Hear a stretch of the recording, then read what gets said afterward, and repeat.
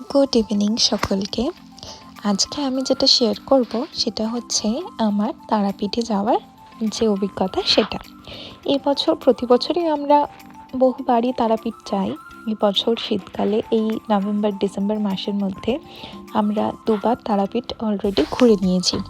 তো সেখানে যাওয়ার অভিজ্ঞতাটাই শেয়ার করছি। প্রথমে শেয়ার করব আমরা যে রিসর্টটা থেকে উঠি, সেই রিসর্টটা আমার ভীষণ ভীষণ ভালো লাগে। তার কারণ হচ্ছে সেই রিসর্টটার সামনে বাগান করে ওরা নিজেদের মতন সবজি অনেক কিছু চাষ করে।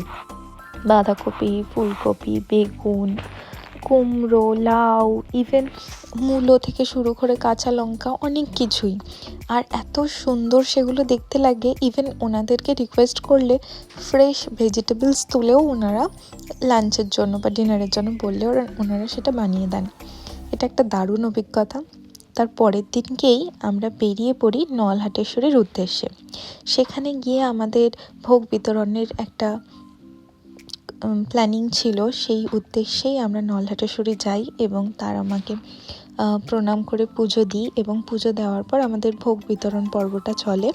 তার সাথে সাথে চলতে থাকে আমার মেয়ের দুষ্টুমি, কনস্ট্যান্ট দৌড়াদৌড়ি খেলা। ওর তো ভীষণ মজা পেয়েছে সেখানে গিয়ে। আমাদের এই দিনটা খুব সুন্দর করে কাটে। সকালবেলা মাকে দেখে পুজো দিয়ে তারপরে ওখান থেকে আমরা ফুল্লরায় আসি এবং ফুল্লরাতে এসেও মাকে আমরা পুজো করে দেন আমরা আবার আমাদের রিসর্টে ব্যাক করি। আর এই রিসর্টে ব্যাক করার টাইমটা তো ছিল অসাধারণ।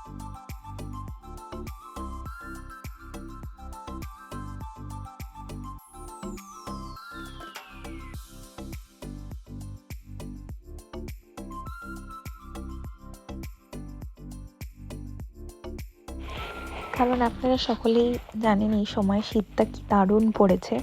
আর ওখানে এনভায়রনমেন্টটা একদমই আলাদা। এই বিকেল বিকেল বা সন্ধ্যের টাইমটাতে ওখানে একটা দারুণ ঠান্ডা লাগছে, মানে একটা অসাধারণ অনুভূতি যেন মনে হচ্ছে। তার সাথে আমরা মেলাতেও ভ্রমণ করতে গেছিলাম, যেহেতু এখন শীতের জন্য পৌষ মেলা চলছে, আপনারা সকলেই জানেন।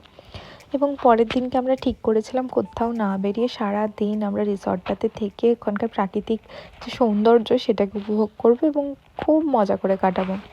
প্ল্যান মতো আমরা সেই দিনটা তাই করেছি।